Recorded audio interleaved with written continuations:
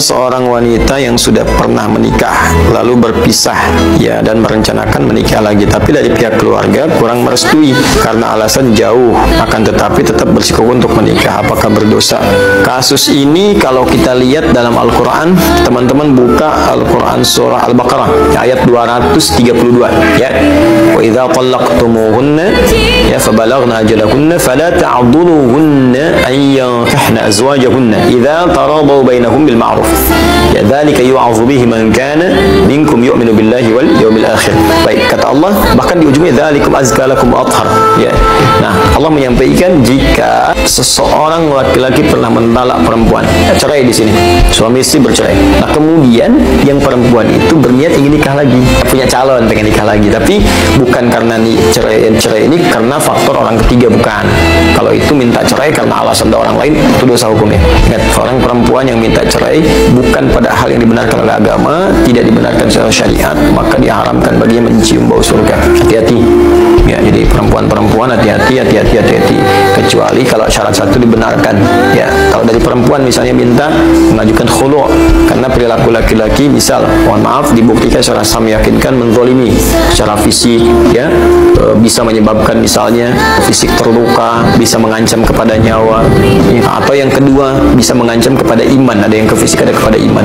Pada iman itu dilarang sholat, disuruh minum minuman, disuruh mabuk, disuruh macam-macam yang buruk lah ya. Nah itu terancam itu dan tidak bisa dinasihati, tidak bisa difasilitasi, tidak bisa ditengahi, maka boleh mengajukan khulu namanya ya, untuk perpisahan. Nah, ada yang kedua kasus suami menceraikan istri karena alasan tertentu.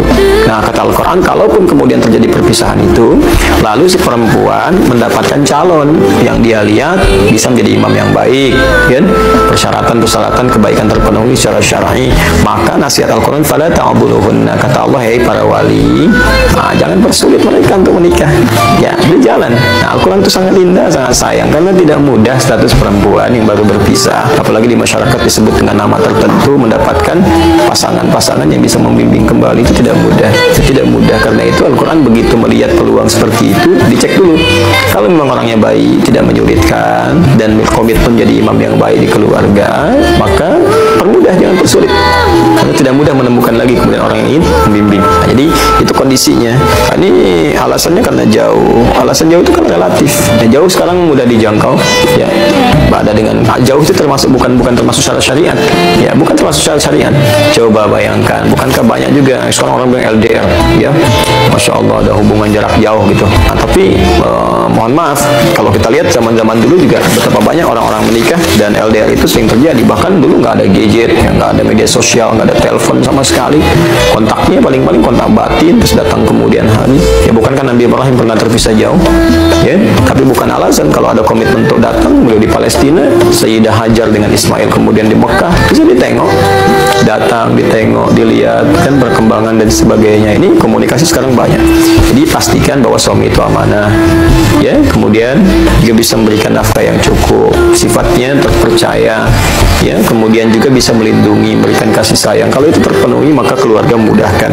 Saya kira begini, ini yang bertanya, kalau ini akhwatnya, jelaskan ke keluarga dengan baik, jangan berkonflik, jelaskan dan berikan keyakinan, karena boleh jadi keluarga itu menolak bukan karena tidak menginginkan, boleh jadi dalam konteks ini ingin melindungi. Kadang-kadang kasih sayang itu kalau tidak dikomunikasikan dengan baik ya, jadi salah paham pada ujungnya dan salah penilaian ya. Sama hal-hal yang kadang-kadang kita menulis di WA karena nggak ada ekspresi ya, keterimanya bisa lain. Maka jelaskan sepenuhnya, sampaikan bahwa alhamdulillah boleh jadi ini hikmahnya Allah kirimkan seorang pasangannya lebih baik, dia perhatian, dia jujur, dan ini bukti-buktinya, keluarganya begini, kenali keluarga dulu, tanyakan. Nah, kalau memang baik, mohon ridhonya ya. Kalau ada yang kurang, mohon tunjukkan supaya kami perbaiki sebelum menuju ke pernikahan, itu lebih bagus.